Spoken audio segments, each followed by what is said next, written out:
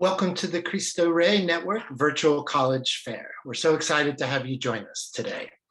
We have some fantastic schools on tap for you who are going to share a bit about their institutions.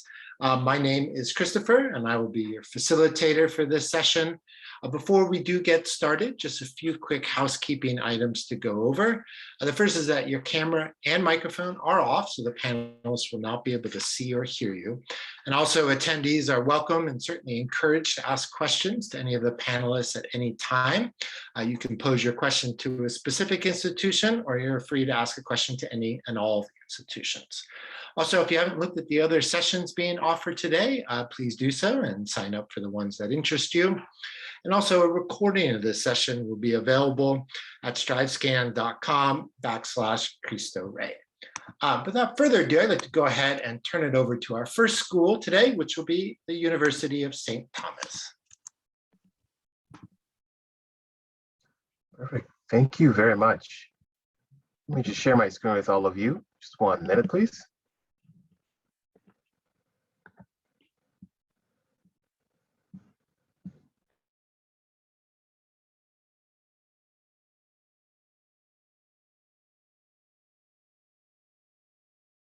All right, so I believe that you all can see my screen, so that's good. Hey everyone, my name is Demi, and I am here presenting for the University of St. Thomas's two-year college, the Doherty Family College. The Doherty Family College is located in the heart of Minneapolis. We're located downtown Minneapolis, and we provide academic and financial support for students who are looking to go on to get their four-year degree. So at the Doherty Family College, or DFC as we like to call it, you'll be getting your two-year associate's degree, and then moving on, if you want to come to St. Thomas, the four-year school, you can do that seamlessly without applying again. You just get right into the four-year and you finish your four-year there.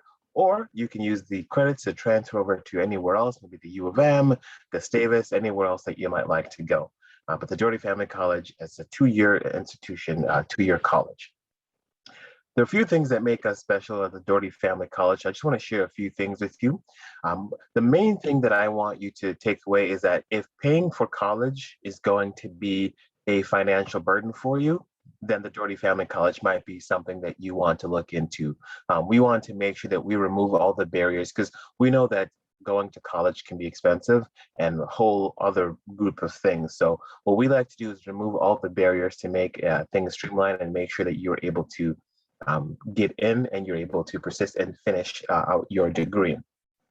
One thing that's, I think, also special about the Doherty Family College, or DFC, is that everyone that you're going to encounter, from the professors who are going to be meeting with you, to your mentor, who you're going to have a mentor who's going to be checking in with you every once in a while, making sure things are okay, to people like me, who are your admissions counselor, who want to make sure that you have all your questions answered, to the other students.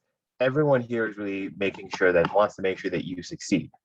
We have what's called a cohort model, meaning that you are there, you're going to be at Doherty Family College with a group of students that you're going to go through the entire program with. And what we find is that when people are in a cohort model and they know the people around them, they're more likely to open up and they're more likely to graduate and finish their degree. So that's what we want to make sure that we are able to do for you. Going a little bit further on, like I said, college sometimes can be expensive. One good thing about Doherty Family College is that we want to remove all the barriers for entry. So you can see there, what we like to do is tuition, fees, books, everything. We put it all into one number, so you don't have to figure, are there any hidden fees or anything like that. You can see the big number there, the $15,000. However, on average, our students pay about $2,700 each year. So that's going to be, after everything's said and done, like I said, a lot of our students or all of our students are with financial needs. So we make sure that we take care of everything. So $2,700 is going to be, if you times that by 2, that's how much on average you're looking to pay for your associate's degree, that two-year degree, just so you're aware. So like I said, we wanted to make sure we remove all the barriers to entry. So we put everything together, and you also, on top of all the things that I'm talking about, you're also going to be getting a free laptop because we know that sometimes people don't have laptops and it's hard to go through college without a laptop. So We give you a free laptop that you will get to keep as long as you graduate the program. There's a free shuttle that goes between our Minneapolis campus, which is where the Doherty Family College is housed, and the St. Paul campus, which is the four-year side. So you can go back and forth because you would be a St. Thomas student, just in the Doherty Family College rather than the other colleges at the St. Paul campus. So we give you a free bus card so you can go between back and forth. And then you get a free Metro Transit pass. Because we don't have housing on our campus, people will be commuting back and forth. And because of that, generally, we have our students are going to come from the metro area. So St. Paul, Minneapolis, Rosedale, just places that are around us here in Minneapolis. So you get a free Metro Transit pass because we want to make sure you're able to get to campus. We also give you free textbooks. So everything that you're going to do in terms of math books, biology books, all of them are going to be covered because that's another hidden fee that sometimes people don't know about. So we don't want that to be a barrier. We give all of our students free textbooks just to have for those classes. And then the last thing here is that we know that food insecurity, just based on research that we've done, food insecurity is sometimes things that it's unseen, and we want to make sure that being food insecure, not having enough food is not going to be a problem for any of our students. So we do offer free breakfast and lunch every single time that you're on campus, Monday through Friday, to make sure that you're able to get to class and then you're able to learn and really focus and pay attention. As part of Doherty Family College, your 2 years, you're going to be having a lot of opportunities. One big thing is that you're going to be doing an internship. Internship is basically you're going to be working at a place that you might want to work when you graduate. So for example, we have one student right now who is at the Mayo Clinic who wants to be a nurse. So she's shadowing a nurse right now and she's getting paid to do it. We want to make sure that you're not just doing an internship for free. We are making sure that you're getting paid to do that. So on average, our students are going to get paid at least $15 to do whatever internship, whether you're at 3M, whether you're Target, US Bank. You want to be doing something that you like to do, not getting coffee, but you're going to be doing something like the person who is at Mayo Clinic now, she's learning how to put IVs in and looking at learning real world things to see if she wants to be a nurse. So that's something to keep in mind, that every student's going to get to do something, an internship, real world application somewhere. In terms of our academic admissions criteria, you might have seen before, our average is a 3.0. However, to get into Doherty Family College, it is a 2.5 GPA or higher. We don't require ACTs because we know that sometimes those tests can be sort of biased sometimes. So we want to make sure everyone's able to get in. So it's going to be a GPA and an essay. You're going to want to demonstrate, you need to demonstrate a need for a Pell Grant, which basically means that paying for college is going to be a struggle. So that's what you would need to demonstrate on some of the forms that will work with you through the, if you know about the FAFSA, the free application for federal student aid, that's where you would demonstrate that, but we'd work with you on all of that. You'd have to be a first-time applicant to become a first year. So going right out of Cristo Rey to Doherty Family College, not necessarily going to a different university and then coming to Doherty Family College. You'd have to be going to Doherty Family College right away and not enrolled in anything else or starting classes somewhere else. And then we'll have an interview because we want to learn about you, because sometimes the papers don't show who you are. So we want to know your personality. So we're going to be doing an interview with you and we're going to be learning more about you and who you are. So that's what I want to talk to you about the Doherty Family College about. And so to know if this is something that you're thinking that you might want to do, going for your 2-year rather than your 4-year right away. And you might be wondering, why would I go for my 2-year rather than the 4-year? It's because sometimes paying for school is difficult. So we want to make sure you're able to get a good foundation and then without paying too much and then going on to get your 4-year degree after that. Now, there we go. Yeah, so to start here, what you want to do is to go to our website, stthomas.edu, DFC/apply, and then you'd apply there, tell us your story, and then we'll work with you from there on. And let me know if you all have any questions. Thank you very much. Thank you very much, St. Thomas. And yes, attendees, please do feel free to ask any questions, any of the panelists utilizing that Q&A feature. But up next, we're going to move to University of Minnesota Twin Cities. Thank you very much. I will also take a moment to share my screen, and you're going to watch me click a couple buttons. So I appreciate everyone being flexible with that. Hopefully that looks well for everyone. So thank you all. Thank you all again for joining us today.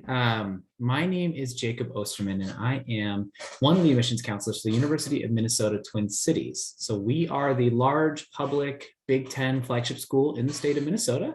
We share Minneapolis and St. Paul alongside St. Thomas. So shout out St. Thomas. We're very familiar with you all.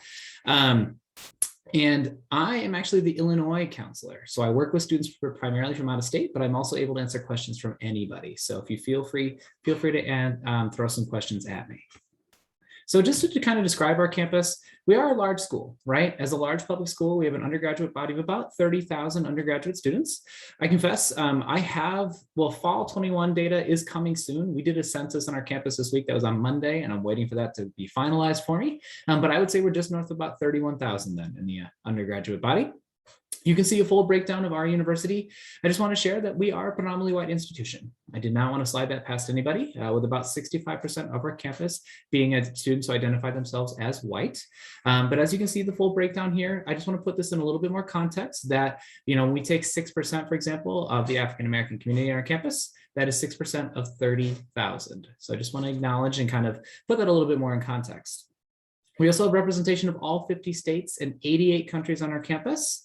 And I also wanted to share too that our campus is also very DEISJ focused, so diversity, equity, inclusion, and social justice focused. In that, we have our Go for Equity project, which we launched in fall 2019, where we push our freshman students who are joining our campus to engage in these equitable conversations and work with actually facilitate conversations with our professors and staff across our university as well. So we're definitely pushing towards understanding the ways that our campus relates with our community, as well as just the experiences on our campus. I wanted to share that if that is something that you may find uncomfortable for you, then I acknowledge you may have to learn how to get comfortable on our campus. I just wanted to share that. Now for us, we have 150 majors and over 135 minors. We do not have a generalized studies program. So you don't just join our university and hang out in a spot for a year and then apply to transfer somewhere else. No, we have you apply directly into one of our 8 freshman admitting colleges. So you do need to know a little bit about what you want to do. To go through them very, very briefly, School of Nursing offers our Bachelor of Science in Nursing.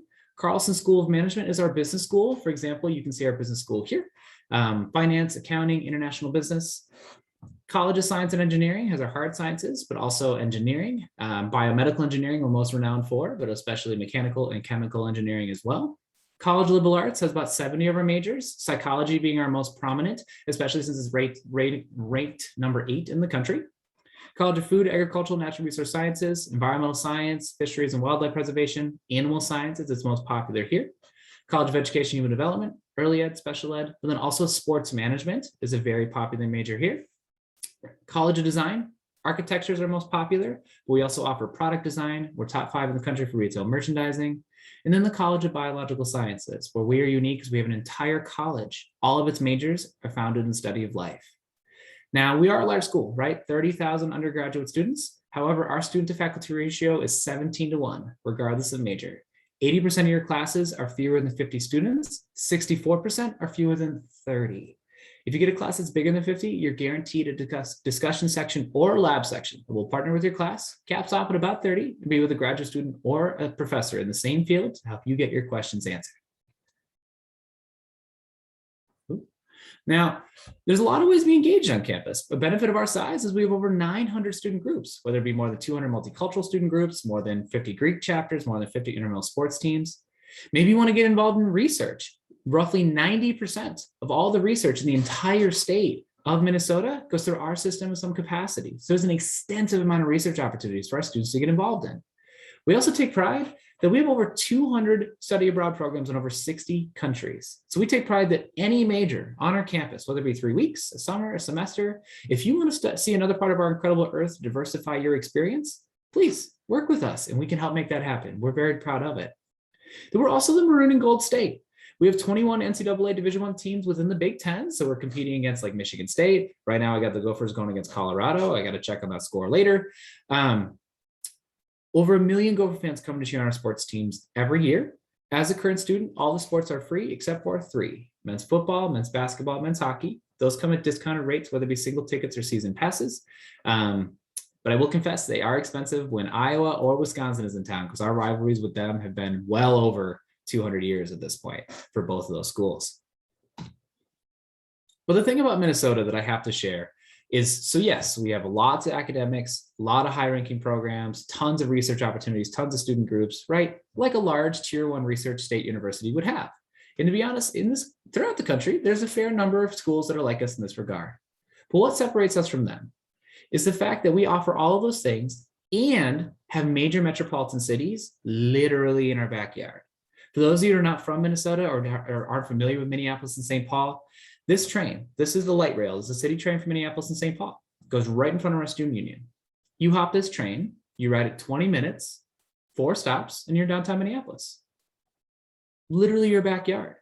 This gives you some immediate access to some incredible things, like maybe 16 Fortune 500 companies, which is the best per capita ratio in the country. Maybe the largest career fair in the state, over 250 employers every year looking for our students.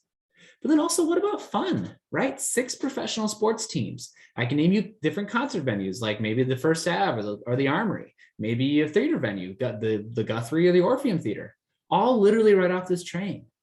So just so much to supplement the incredible academic experience that you can have on our campus. Ooh, don't want to skip that slide. So cost, I did want to share with everybody here, because this is from all over, I wanted to share, so our residence and reciprocity rate and our non-resident rate.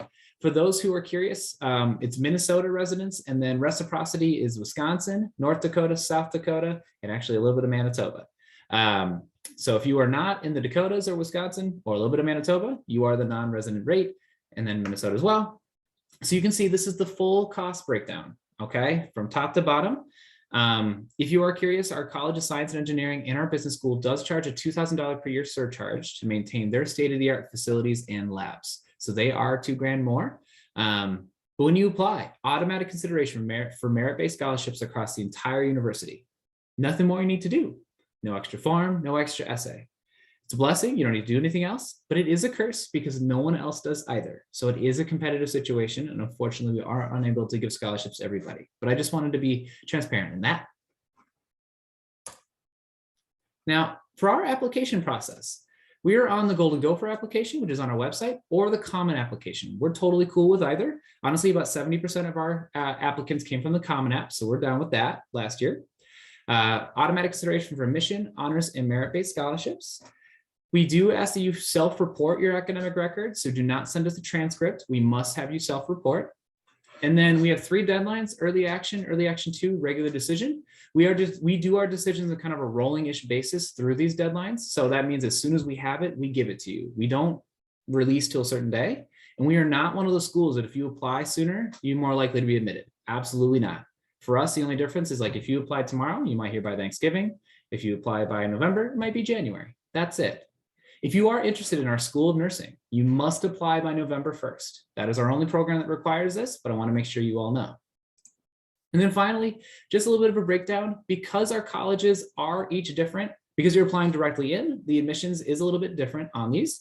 Definitely, you can check back with me later if you want to see a link where this information is, as I realize I'm getting close to the end of my time. So definitely check back in, but just realize that some colleges are a little bit more difficult to be admitted to than others. And finally, here's me, my favorite shirt. I love wearing gold and the maroon and gold here. This QR code, I think maybe I'll throw the link in the chat. This would lead to a contact form that if you would like to fill it out, let's stay in touch, everybody, and we'll reach out. So thank you all very much. And let's hear from some other awesome schools as well. Thank you very much, University of Minnesota. Up next is the next awesome school, Gonzaga. Awesome. Good morning, everyone. Thanks so much. I'll kick it off for the West Coast, venturing to Washington State. My name is Alexis Salvador. I'm a senior admission counselor at Gonzaga, and I work with students in Southern California and Arizona, but I'm so excited to be zooming in with all of you from all over the country. So Gonzaga is a private liberal arts Catholic university in the Jesuit tradition. Jesuit education, as I'm sure a lot of you know, is world-renowned for providing holistic development and focusing on the mind, body, and spirit. And at Gonzaga, that's really what we focus on. Gonzaga is a top 21% nationally ranked university that educates students from many different faiths and backgrounds for lives of leadership and service for the common good. So as a medium-sized university, we have just over 4,800 undergraduate students who hail from almost all 50 states and about 40 different countries. We have students from about 38 different faith backgrounds, and our Office of Mission and Ministry supports students' spiritual needs at the individual level. In academics, there's an emphasis on interdisciplinary and hands-on experiences with internships, research, and fieldwork. We have an average class size of 23 and a student to faculty ratio of 11:1, with faculty teaching all of our courses and labs. We're able to offer personal attention and advising. In fact, we're actually ranked in the top 20 nationally for best undergraduate teaching, excuse me. We have happy students with 92% continuing after their first year at Gonzaga and a strong 76% four-year graduation rate. We also have really successful students with the class of 2019 saying that 94% of them are working in graduate school or doing full-time service work since 6 months after graduation. That three-year average for us is a 91% success rate, which includes this past pandemic year. We offer over 75 academic programs in 5 different colleges. The College of Arts and Sciences, which is our largest college with programs ranging from applied math to women's and gender studies. We also offer great preparation for students who are interested in pre-law, pre-medicine, or other health sciences. We partner with the University of Washington School of Medicine to educate first and second year medical students on our campus, with Gonzaga delivering the coursework and the University of Washington managing those clinical placements. We also have our own School of Law. Additionally, we offer a fully accredited School of Business Administration program, or that is ranked in the top 20% in the nation and has a top 3% CPA pass exam rate for our accounting program. We have an excellent School of Education that offers teacher certification that offers reciprocity to all 50 states. Our School of Engineering and Applied Science is ranked in the top 25 nationally among those where a master's is the highest degree offered. And finally, we have our School of Nursing and Human Physiology that boasts a 100% first-time pass rate of the nursing NCLEX exam in the past 2 examination periods. Over 60% of our students study abroad, and we offer a second campus in Florence, Italy, as well as programs in over 30 different countries. The best part about Gonzaga studying abroad is that we do help to subsidize the cost for students, so tuition stays the same for Gonzaga approved programs and your financial aid follows you. 83% of our students come from over 200 miles away, and while Gonzaga offers great academic challenges, we do that with a lot of support for our students to grow and to share their gifts outside of the classroom. We offer over 130 different clubs and organizations, strong residence hall communities, speaker series, dances, cultural festivals, service and advocacy. So we're very active in our mural club and Division I athletics, and many optional retreats and spiritual opportunities through the Office of Mission and Ministry. Our Unity Multicultural Education Center and Lincoln LGBTQ+ Resource Center are there to ensure that whoever you are and however you identify, you're welcomed and supported and heard on our campus. Our Center for Student Academic Success includes our Disability Access Office for students with learning differences, as well as free tutoring in about 20 different subject areas. The GU Outdoors Club runs things like a ski and bike shop, rents equipments to students for all sorts of outdoor excursions and to enjoy the beauty of the Pacific Northwest, which leads me to our location, which is in Spokane, Washington. We're just across the river from downtown Spokane, and which is about a 10 to 15 minute walk and about a 15-minute drive from Spokane International Airport. Spokane is the second largest city in Spokane, so we have great proximity for internships, shopping, concerts, movies, restaurants, and so much more. Students have free access to the city bus system through their GUID. And as the hub of the Inland Northwest, Spokane is the region's medical, tech, and governmental and financial center. We have a lot of really great opportunities for students exploring the outdoors. The City of Spokane's slogan is creative by nature. So we have 5 ski resorts within 90 miles, 33 different golf courses, over 75 lakes within our region, as well as 2 of Washington's largest state parks within an hour of the city. And as I mentioned, that GU Outdoors organization does offer discounted rentals as well as rates at all of the opportunities to enjoy the Pacific Northwest around Spokane. We also get 4 seasons, so we can get up to the hundreds in the summer and about 2 to 3 feet of snow per year. For admission, we use the common application and have one deadline of December 1st. Students interested in nursing engineering have to list that interest in their application and be admitted into those programs. So they are direct admission. We require a high school transcript through junior year, a school report filled out by your counselor, and one letter of recommendation from a teacher in an academic subject. We are test optional for students for all majors, the honors program, as well as scholarships indefinitely. So there's no negative impact for students that do not submit a test score. You can see our middle 50 percentages of students who have between a 28 to a 32 ACT, as well as a 1250 to a 1390 SAT, which means that 25% of our incoming students scored below those ranges and 25% of them scored above it. Again, if you are not quite there with your SAT or ACT, or you just don't want to take the test or don't have access to the test, that's completely okay. Again, there's no negative impact. We do also offer credits for dual enrollment or AP and honors courses that you might be taking. We also take into consideration factors like writing, extracurricular activities, and character. All students are automatically reviewed for academic merit scholarships at Gonzaga. Those range from $14,000 to $25,000 per year. We have additional scholarships on our website that require an additional application. Some of those can be major or region-based, so you always just want to see which ones apply to you. For need-based aid, we encourage families to fill out the FAFSA. That's the free application for federal student aid.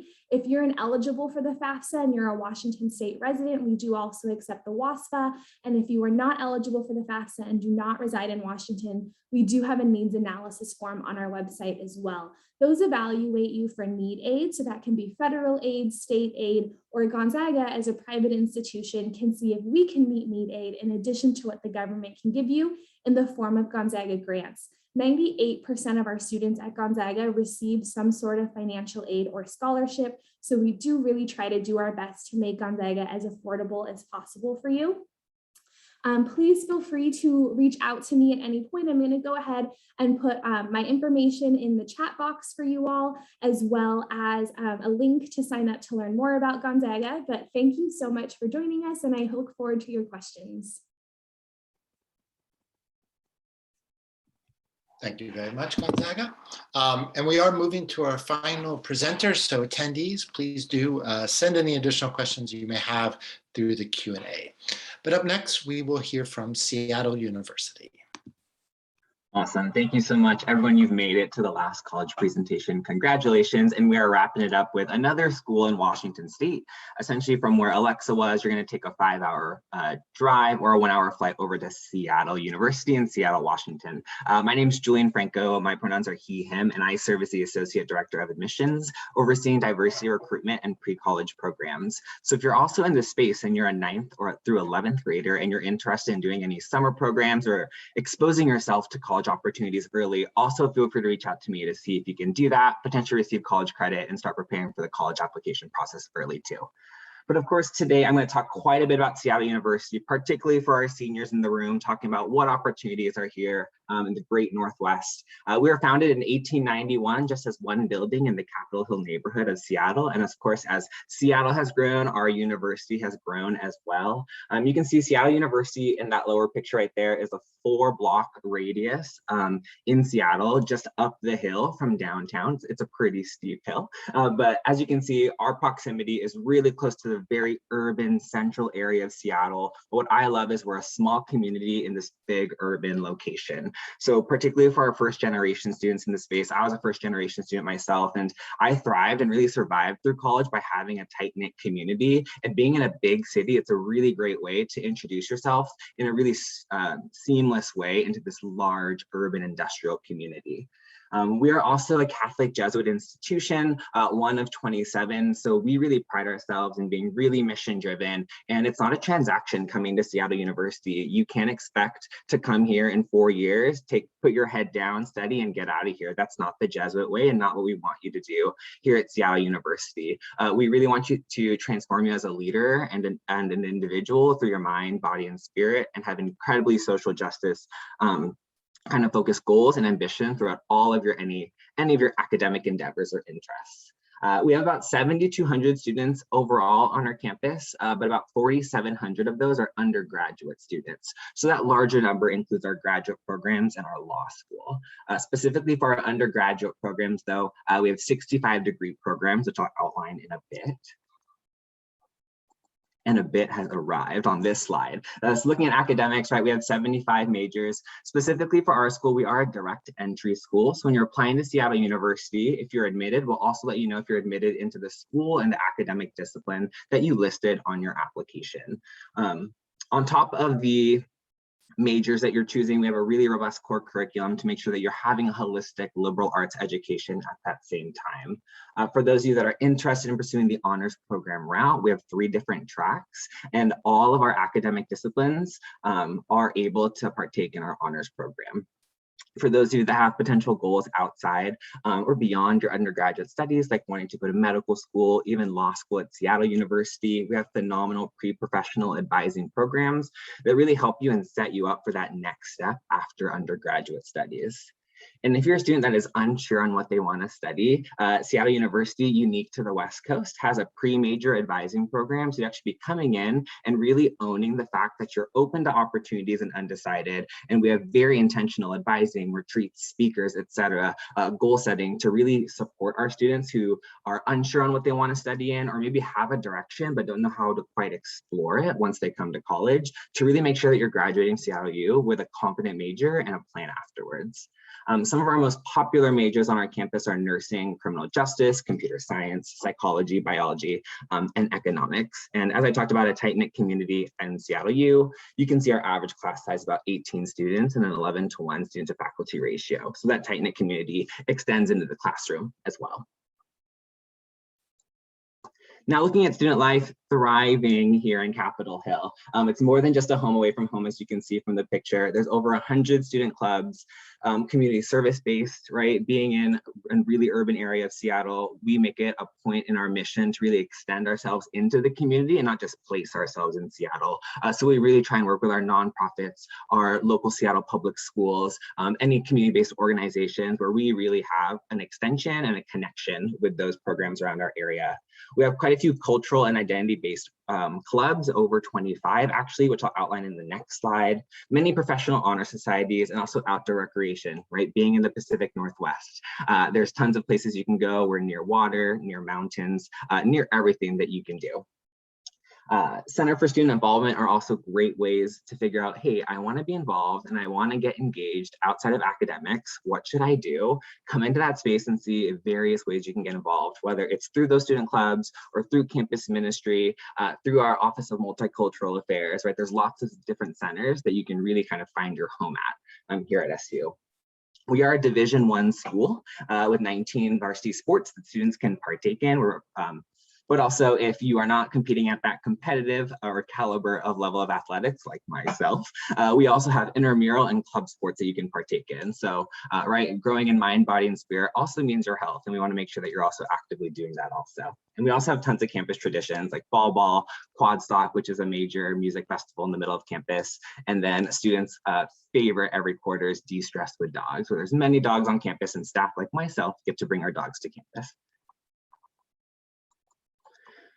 Here's outlining some of our cultural clubs, identity-based clubs at the bottom left that you can see. So our Indigenous Student Association held within our Indigenous People Institute, actually right next to our office. Our Black Student Union actually just created their first ever student-ran club-based student scholarship. They're the first club to do that on our campus. So we're super excited to see their efforts and really collaborate with them. But great ways to really say like, hey, what affinity or interest do I hold? And how can I really invest in that with a community of people? Great ways to do that with these cultural clubs. Of course, you can also jump into OMA, which is our Office of Multicultural Affairs. They have a great program called Connections Leadership Program, actually just kicked off yesterday. I follow them on Instagram, and they essentially bring on incoming students of color and they pair them with a BIPOC individual on campus for a mentorship program. So they actually kick off a week before the school year starts to help with that transition. Next is the application process. We're a holistic review school, right? So we don't just run your application through, very human-centered and very you-centered. Looking at that cycle, we look at various aspects of your application, like the courses you've taken, test scores if you decide to submit them because we are a test optional school, your essays, your grade trend, right? We look at you through all different angles. But specifically with the checklist, our application for incoming first year students is we are on the common application. The nice thing is when you go on there, because you attend a Cristo Rey school, you do have an automatic fee waiver for free application. So if you're interested in anything I have to say, right, there's no loss in seeing if Seattle used a good fit for you. It's optional to submit your test scores. Like some other schools, it does not impact your admission ability and the financial aid opportunities that you have. They're the same if you do or do not submit your test scores. We require your official transcripts, 2 letters of recommendation, 1 from a counselor and 1 from a teacher, and then English proficiency if it's applicable. And if Seattle U is not your destination quite yet, we have just about 400 students that transfer into our university every single year. So know that there's lots of options and pathways to become a Red Hawk. Looking at financial aid, which is an incredibly important conversation to have, just about 92% of our undergraduate students receive financial aid. So if you do see, we have one set tuition because we are a private institution, and room and board together is about $67,000, but I assure you the vast majority of our students are not paying that entire price. Academic scholarships range from $8,000 to $25,000. We do have our Sullivan Leaders Award, which is a full tuition, full room and board scholarship for students. For local students, we have a college-bound initiative called Seattle U-Bound, and our average financial aid package is about $32,000. When I was applying to universities, I applied to 1 in-state school, public school, and 2 private schools. And actually, after financial aid, a private school was my cheapest option. So don't let the numbers scare you. Just really work with counselors like myself.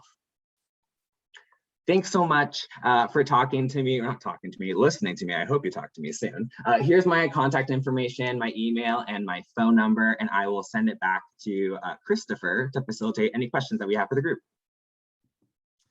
Thank you very much, Seattle, and thank you to all of our great panelists today. We do have time remaining, so attendees, keep those questions coming through the Q&A. While we're waiting to see what questions students have, perhaps we can do a round or 2 of questions ourselves. So why don't we go back in that same order? So we'll start with St. Thomas. First question, what advice would you give someone going through the college search process?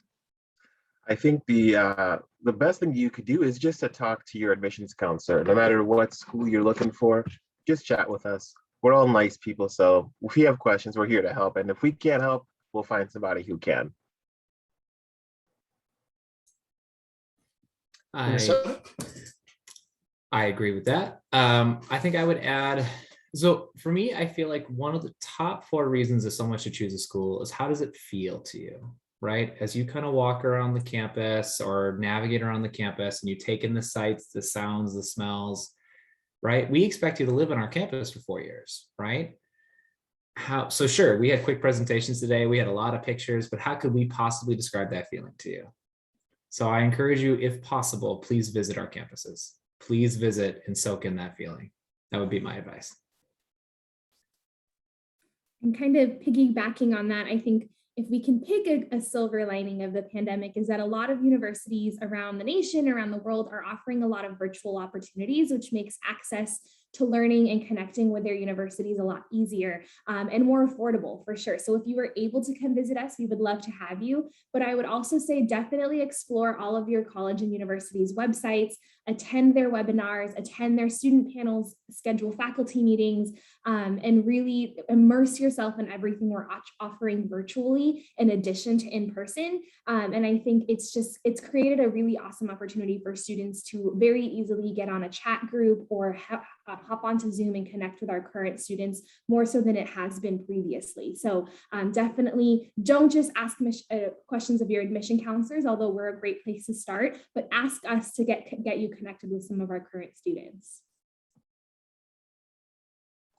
Yeah, I'd agree with all my colleagues across the nation. I think one tip that I would add is get a calendar and use it. I think definitely your senior year, it's really tough to plan for the next steps, but also try and close up the chapter of high school at the same time, right? You're balancing all these different commitments and plans. And it really is heartbreaking when we're talking with students and they miss a scholarship deadline or they miss something, right? So if you can start working on a calendar, like Demi said, work with admission counselor. They'll tell you dates, write down those dates, right? Like be as organized as possible.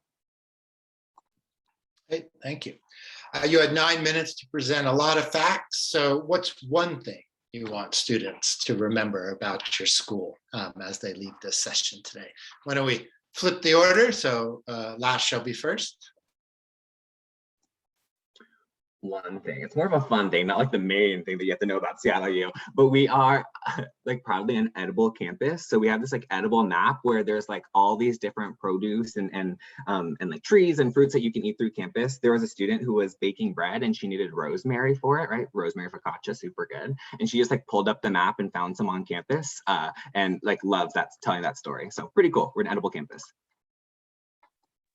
I would say something that is harder to get through virtual, but I hope that we are able to do it is, I think the very unique thing about Gonzaga is our community. And that sounds really cliche, and every school campus has a great community, but speaking as an alum, I think the Gonzaga community is really unique, right? We're having students from all over the nation be able to come together and really establish that home away from home. And I think at GU, we really pride ourselves in being incredibly kind, which again can sound kind of cheesy, but it's true. We are perpetual door holders, and students are often late to campus because they're stuck at the main college hall doors, opening it up for 50 other students. So definitely try to connect with our current students and get that feeling, because I think we are just an incredibly kind and supportive community.